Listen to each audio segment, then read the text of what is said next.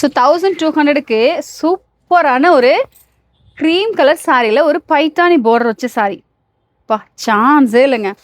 இந்த சாரி வந்து புதுசாக கட்டுறவங்களுக்கு ப்ரீ ப்ளீட் கம்பல்சரி, நான் ஓப்பனாக சொல்லிடுறேன். பட் ரெகுலராக சாரி வந்து எடுத்தமா டக்குன்னு எடுத்து கட்டிட்டு போகணும்னு நினைக்கிறவங்களுக்கு சூப்பர் கலெக்ஷன்ஸ். டக்குன்னு எடுத்து நீங்கள் பாட்டு ஈஸியாக வேர் பண்ணிட்டு போயிடலாம்.